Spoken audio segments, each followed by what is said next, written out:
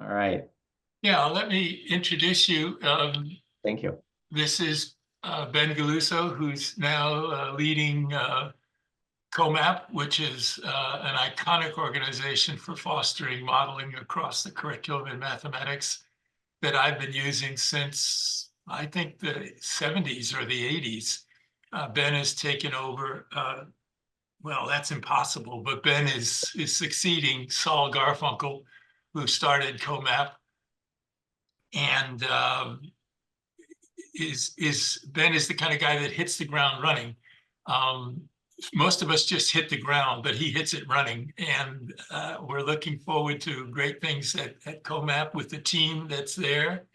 And he's going to share with us information about that. And of course, this is being recorded so we can focus people and direct them to hear more about this specifically, even if they're not in the room. So Ben, you're on.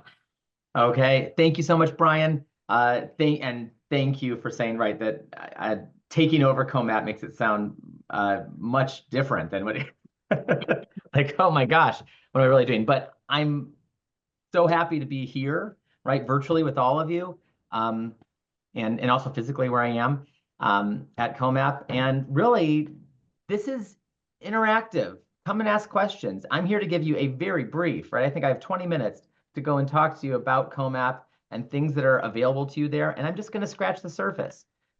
So let's jump in and a little bit of our plan. Yeah, I might jump around a little bit, but really just to say, try to tell you a little bit, if you don't know already what COMAP is, talk a little bit about math modeling. I want to make the assumption you joined this conference, you know a little bit, so you probably know a lot of you know more than I do. Many of you know so many things about it, but I'll still get there. And we're going to focus this right now on something that is available to everyone. And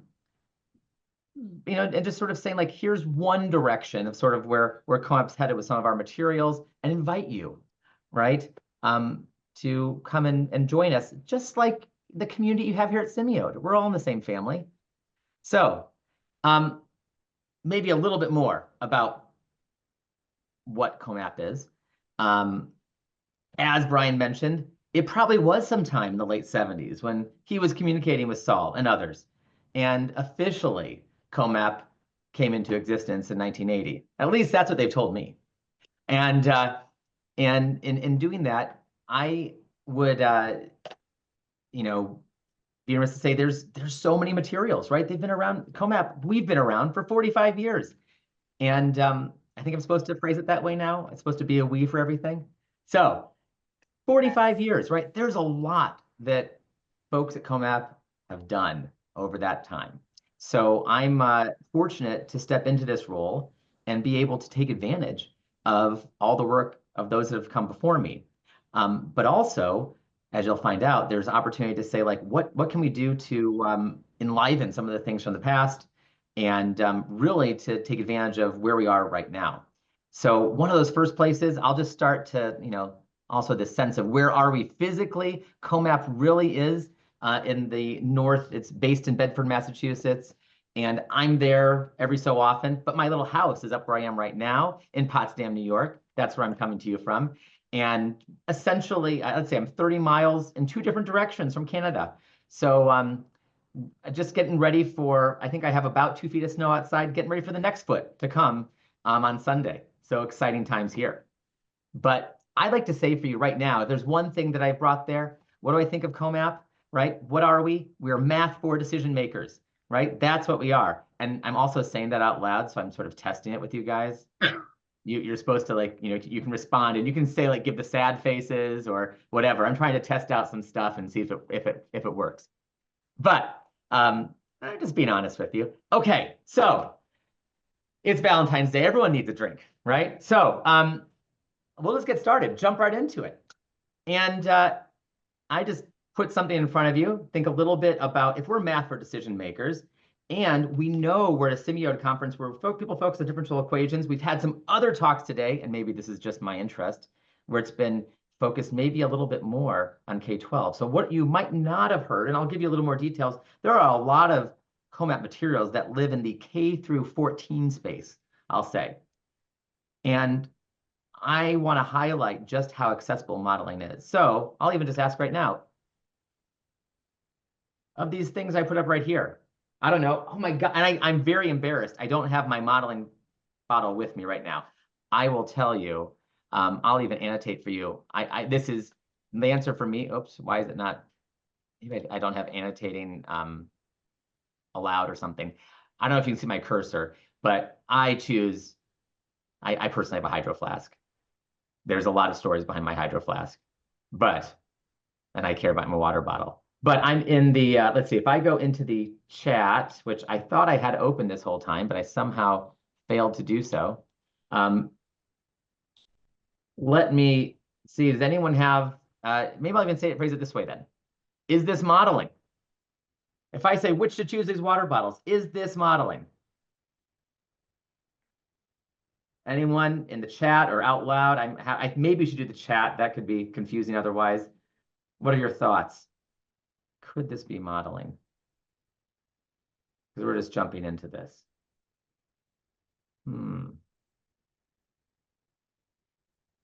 Okay. Is most modeling or brain processing for make a decision? Yeah.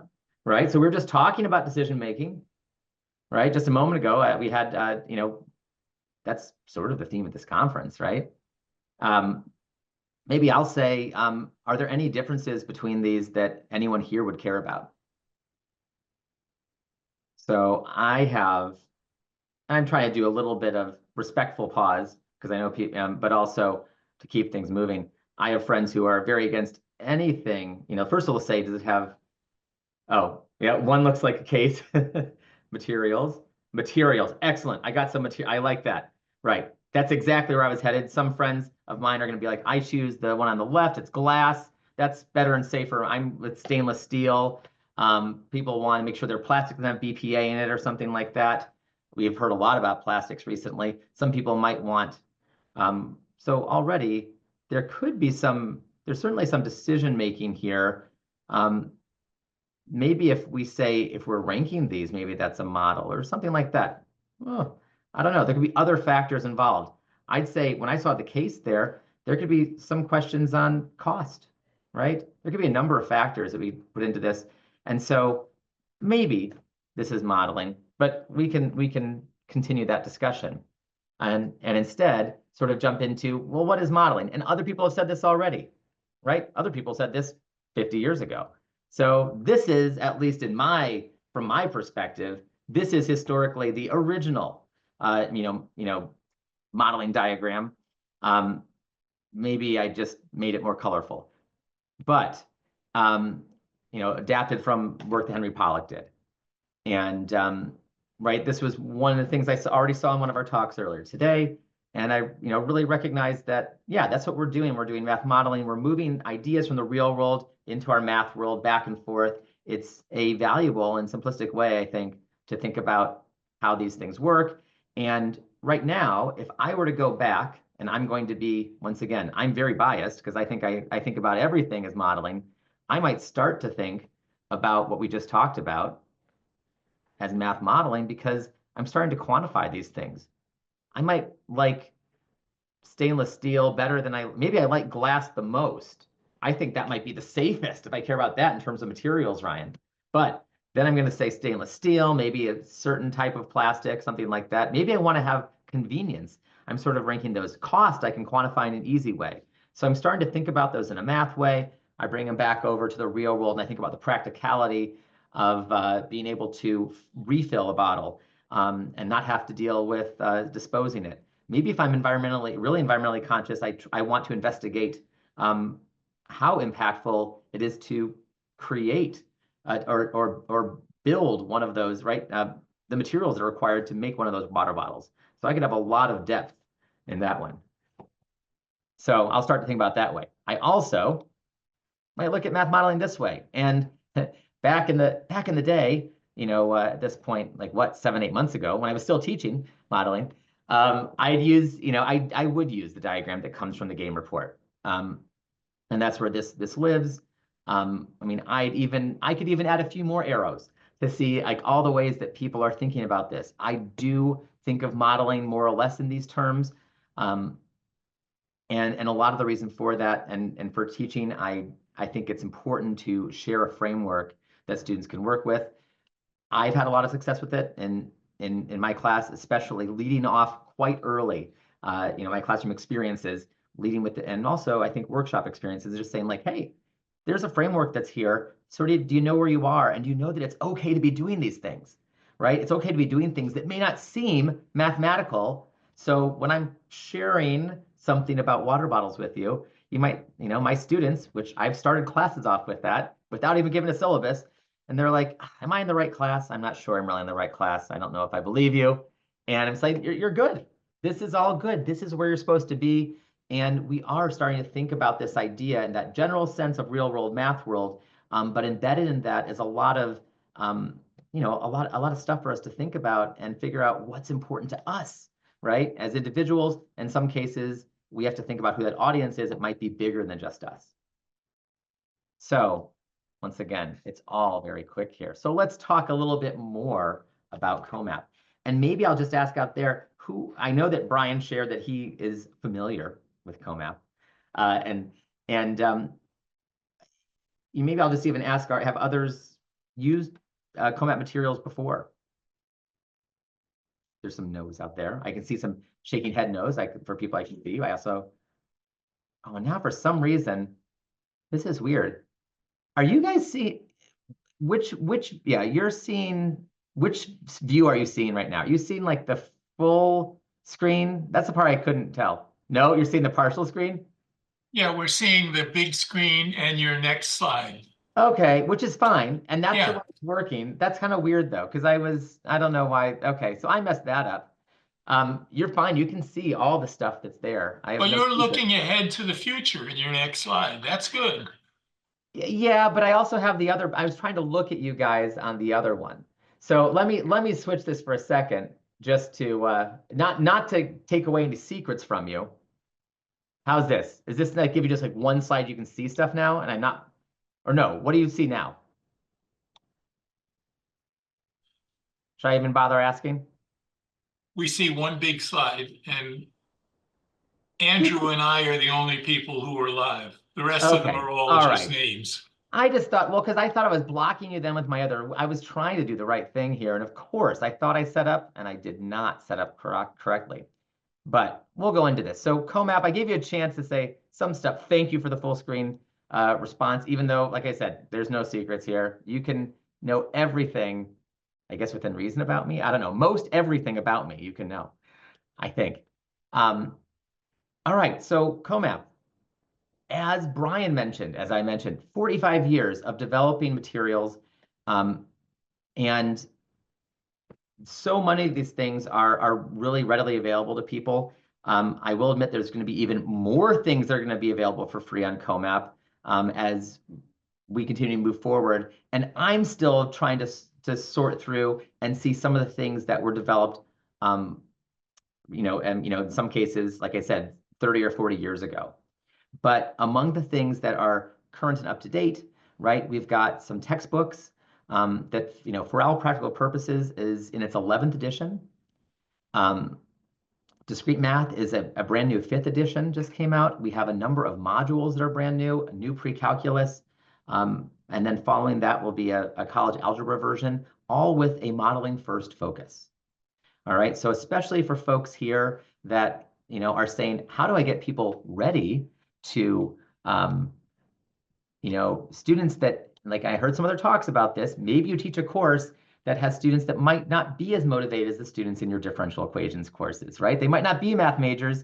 You might consider bringing some of the problems from these books, some of the modules that we have into your classroom. And if you find something you really like and it's behind some wall, you know what? You just let me know.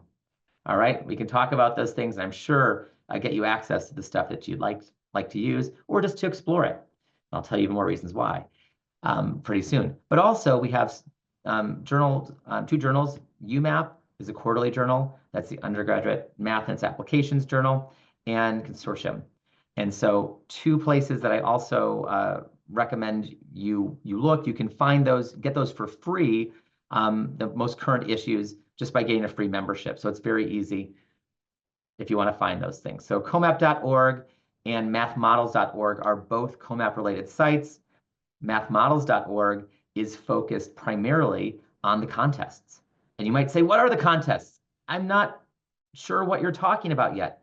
Well, the contests are one thing that most people know about for COMAP. They might be most familiar with. Those are the big one is the MCM-ICM. It just ran 23rd through the 27th. There's an international math modeling challenge, which is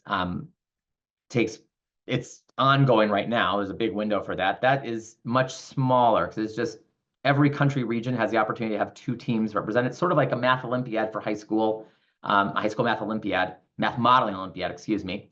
And then we have the high school and middle school modeling contests. Those dates are set. I'll tell you a little bit about them. High school one has this 2-week window. And this coming year, it's going to be the 5th through 18th. You might know people who are interested. Let me know. We can help you get set up, right? And in your community, right? You might want to help them. We're going to have some stuff that's going to be ready for high school teachers and potential advisors. Maybe you want to work with some people about that. If we instead look at the college one, that is very popular in a number of places. That's a 100-hour window. It will start next year on January 29th. And you can see there are 6 different problems there. So this is a great sort of, you have modelers in your group, people who took advantage and took part in Scudem, right? Send them here for some more modeling opportunities. There's lots of ways they can use their math skills and have a fun time. 100 hours, where it's really 4 days plus 4 hours, right? That's what we're looking at. So if you have other questions, just jump in, let me know. Now, if I want to say, how can we get people started in modeling right away? Like right now, tomorrow in your class, all right? Something that I've done and is this thing, I've done numbers in the news. This is a way, I'd say, just to get very basic start. And I think I see someone who does know. I've talked about this before, but this idea, here's essentially the whole assignment that I give to people. And this one historically for me comes from the world of, and I know I've got to keep track of time here, from the world of college algebra. I taught that course for students that did not want to be there. And one of my goals, I told them from the beginning, is like, that's fine. Tell me that you had to be here. And for you not familiar with it, college algebra in many US universities might be the final math requirement for a college student who's not a math or science major. All right. So when I did this best, I would run it 2 or 3 times. And students, the first time I'd say, turn in a 1-page article and a 1-page thing to me with 1 paragraph about each of these 3 points. The second time, we might go and do it in groups and have them present out loud, right? But really it's designed to say, tell me something that you care about. Where do you think math is happening? And once we get to start to talk about this, we're like, oh, math might matter. The numbers that are being presented to you might matter in things that are happening. And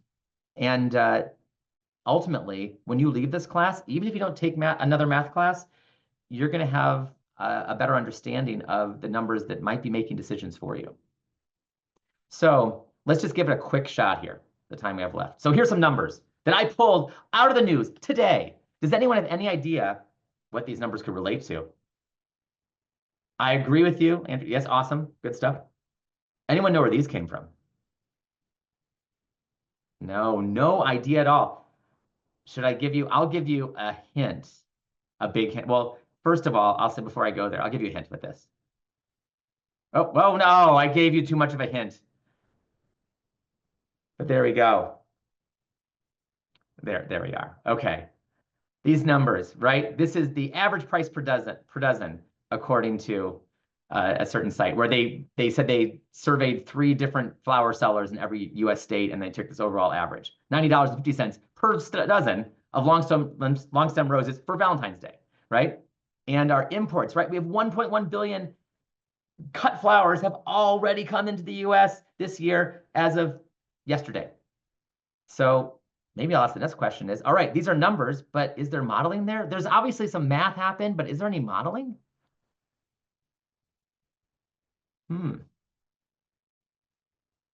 Anything that people potentially could think about is happening with these? What are the sort of questions that you might be wondering about here?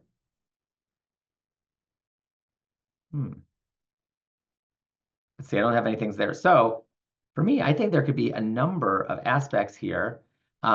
Maybe I'll prompt this even further to say, so we could just start by saying these numbers are there. Someone might say, well, why is it so expensive? Or what's the price when it's not Valentine's Day? So maybe we can go find other information. Oh, how early do they come in? And how long do they last? Thanks, Brian. Yeah, there's very interesting things about the mechanics, right, of how that happens. In many cases, like there's a photo in the Washington Post today of all the workers that are in Colombia, where about 45% or maybe more, I think it's 80% of our roses come from Colombia and Ecuador, and they're all packing the roses up. So we've got other things we could talk about it. Some people, right? I've had students present graphics to me, right? That's part of the assignment to show me that there's math and there's a graphic there. Great. So this is an interesting-ish graphic. We could talk about a number of the issues with it. So Finance Buzz gets their credit for doing this work. We also, though, could maybe say if we get a sense of like how expensive things are or not, maybe this sort of graphic could be really helpful.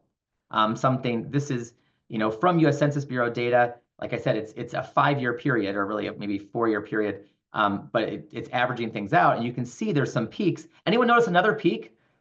What do you think that other peak correlates with?